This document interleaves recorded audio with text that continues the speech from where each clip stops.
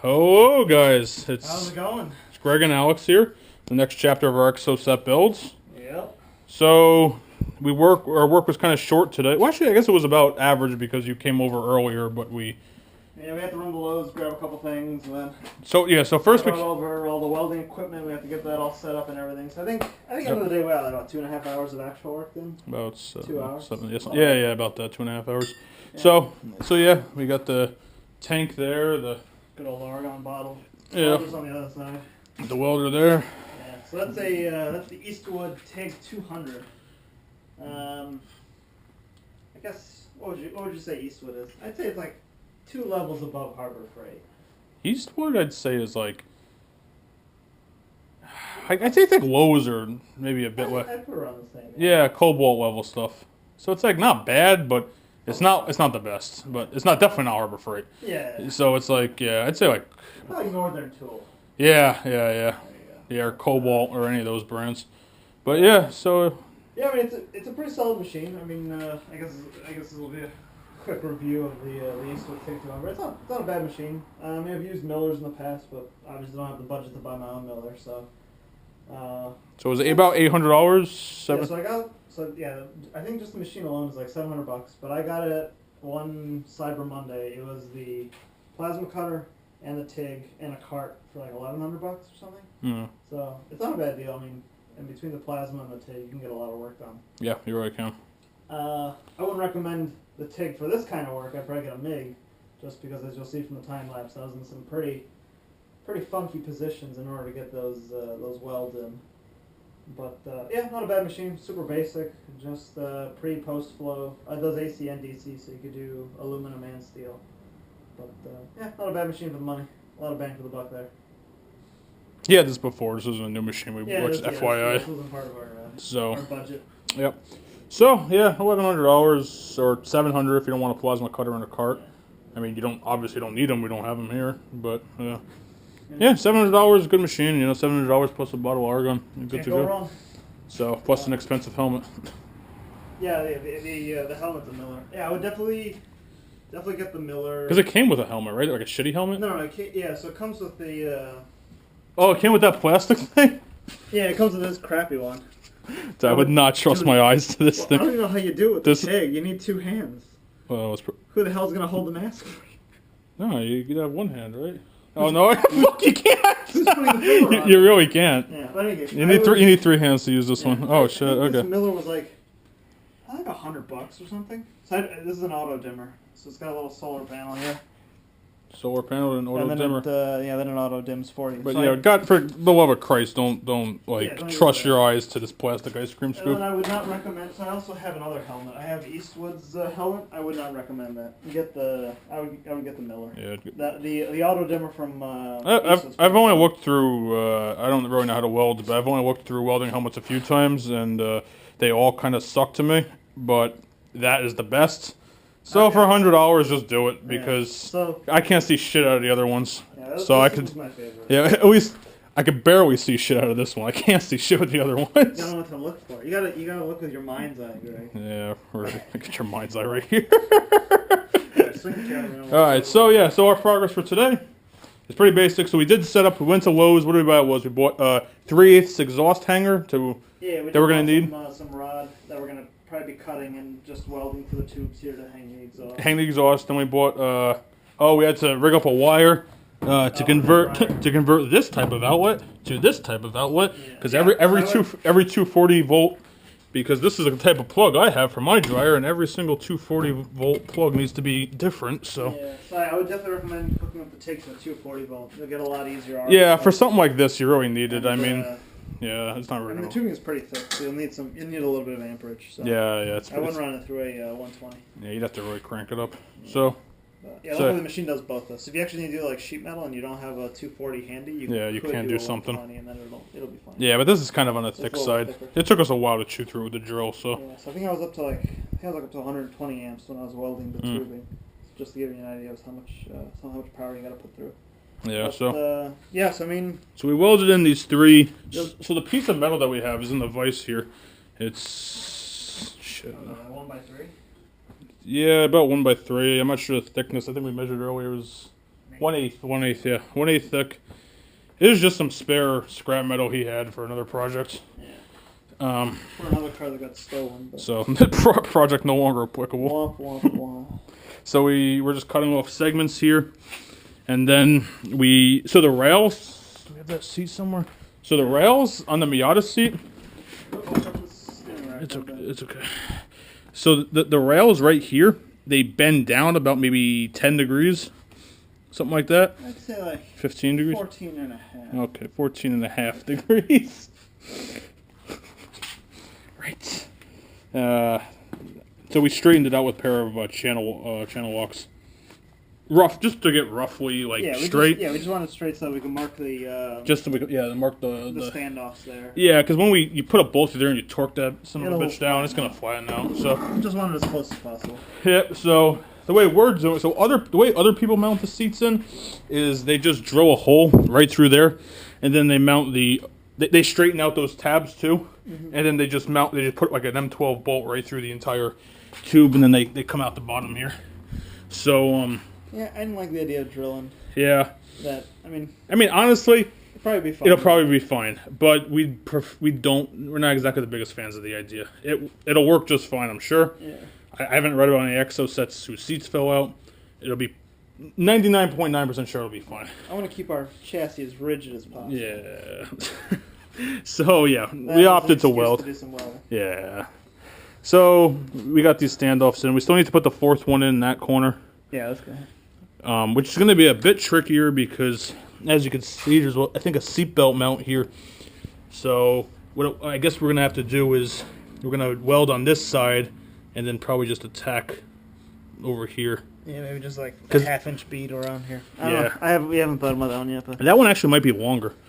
Yeah, it might be like longer so that it intersects a little with this guy. It's over there. Yeah. But yeah, luckily we still got a shit ton of material left. Yeah. So we could afford to go a little bit longer. Yeah. So these pieces, they don't look OEM, but that's okay. And it'll give you about the same amount of rise off the floor that the Miata has. Give it a little bit more, but not much. Maybe a quarter of an inch, something like that, higher. Because the ones in the Miata has like a. Actually, show you. Oh shit, it's too dark. Yeah, I'm not sure if you can see. Probably not, but pitch black on the GoPro. Here. Maybe. Do I even have a flashlight on here? Flashlight. Okay. So as you can see here, there is a little like bump, and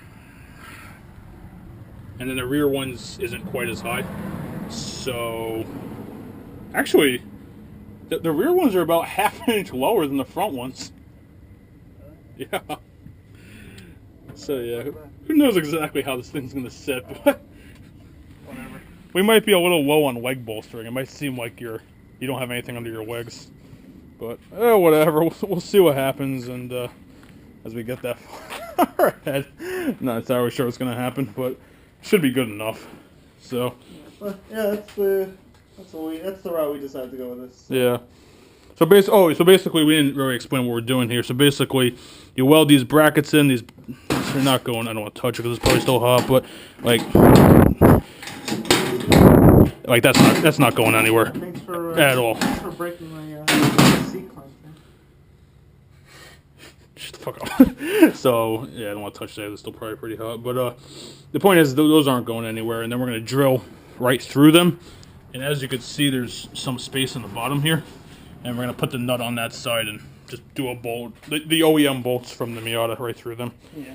So it's going to be up about an inch higher than it would be if you drilled this thing. But it should be okay. Yeah, I'm not too worried about it. So yeah. There's enough bead over there to keep those in. I'm not too worried about that. Yeah. So yeah, it's just the way we went, We'll see what happens. It's not my best work, but as you'll see from the time lapse, I was pretty much bent. Yeah, it's a goofy-ass position to weld in, so I don't know. Like, you don't need a welder for this project, and honestly, it's going to be a lot easier to drill those out, to drill a hole through and put a bolt through there. Yeah. But, I mean, I don't know, whatever. We went this route, and I'm sure it'll be fine. So, yeah, so that's where we're at. Tomorrow, we should actually finish welding, at least the seat brackets, because... Most of the time today was spent, set up and going to Lowe's and stuff. But we're gonna put the fourth one in, and then the 4 on the driver's side. This isn't bolted. It's just just sitting there. So we're gonna put the 4 in, and then maybe start to drill. We might even be able to drill out these all 4 of them. Yeah, I'll be working on one side. You drill on the other side. Yeah. And get the seat mounted. Yeah, and then we drill on the other side. I think we need a bit that big. We don't have anything that big. Yeah, I got the. Oh, do you? We have to find the OEM seat bolts. I handed in the Craftsman side here. Yeah, we should be fine. Probably something like that. Yeah, I have to look at the regular bolts. So, yeah, we'll figure out exactly what we need there. I'm not sure. Do we have the bolts somewhere? Yeah, we may or may not have the bolts. It might be another. It might be another trip to Lowe's. Because we have this big, like, Tupperware bolts here, but I don't feel like digging through it. I think it was things like these. Yeah, I think this is probably what held the seat in. Yeah. So we might just get. Probably might have to go because those are threaded right there. We don't have nuts for that. That's true, and they're not long enough too. They're not long. They don't have an inch. Another trip to Lowe's. Yeah, Lowe's is going to be sponsoring this, and they don't even know it. So we'll probably just get the diameter of those guys. Yeah, bring it to Lowe's, and then figure out exactly what we need. Yeah, then we'll drill these, and so next time we work on this, we should have. These should be drilled and finished. Hopefully. Yeah, this side. Yeah, the idea. This side should be. So the seat should be mounted. Yeah. That'd be pretty cool. The seat should be mounted next time we work on this, and the brackets should be in on this side next time. The bracket should be on. Fill a rod. Yeah. Just throw it down here. So the bracket should be welded on next time, and yeah. Yeah, I mean, we're not too far away from seat completion. Yeah, I'm in my groove with the welding. Yeah. The pain in the ass with the bending over and the routing the real pain in the ass. The real pain in the ass is trying to cut this guy, because we're using a Dremel, or I was using a Dremel, but the disc it just doesn't have the power, and the disc is really small. So and given the metal thickness, fuck me, it just takes forever. It really does. But the hacksaw is just that needs a bandsaw. Yeah. But the hacksaw just takes. I mean, it's the best way to do it, but it just takes forever. Yeah, I think we'll take like 2 days break in between this session and next. Yeah. Just let the shoulders. To beat off muscles cure. So yeah. So honestly, you really want a bandsaw for this, but you probably don't have a bandsaw. So either hacksaw and lots of motivation, or. Good luck. Or get the disc. Maybe get the disc. Yeah, maybe get a cutting disc for that guy. Yeah. I don't know. It always bothers me, like cutting straight. No, cutting super deep, and having like pieces of metal on either end of the disc. Because I've had like discs shatter. Yeah. Because they bounce off the 2 edges because it is a tight cut. Yeah. So that always worries me a little bit. Yeah. I don't know. But I don't know, it's not too bad. I mean. Yes, it's a pain in the ass. Your shoulder's going to kill you by the end of the day, but the hacksaw will do it. Yeah, that's true. Yes, that's true. So yeah, keep that in mind. A $20 hacksaw from Lowe's will do the trick. You don't need anything, so you can use that. It just sucks. So ideally, I think you want to use the plasma cutter, but we don't want to bring the plasma cutter. Bring it over here is going to be a big pain in the ass. I don't have a ton of room in my garage. It's going to be messy cuts. It's not going to be straight like that. And then welding. So if you have a MIG, it's not going to be that big of a deal. You have a TIG and you need really tight. You don't want any gaps or anything. Yeah. The plasma cutter's gonna make a fucking mess out of it. So I wouldn't go that route. Plasma cuts aren't the cleanest thing. I would probably use the plasma cutter. Because it's gonna make sure it's gonna go through like butter through that. It'll go through butter. I'll be done in 30 seconds. I'll never have to look at. Spend the rest of the time fucking filing it down and getting it all done.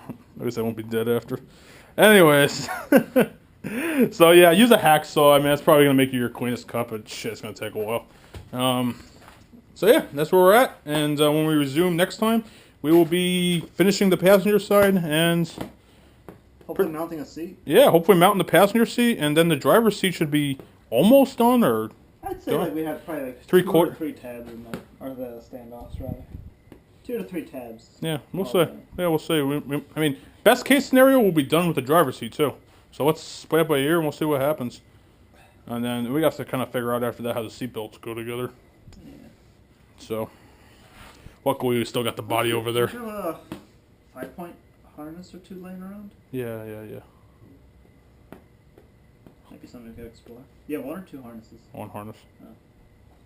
We still put it on the driver's side maybe. Yeah. Yeah, we'll do the 5-point on that side, and then we'll take the spare seat off and just make like a cross shape. Yeah, I want to put it in the Firebird. I want to put it in the Firebird, but you know how.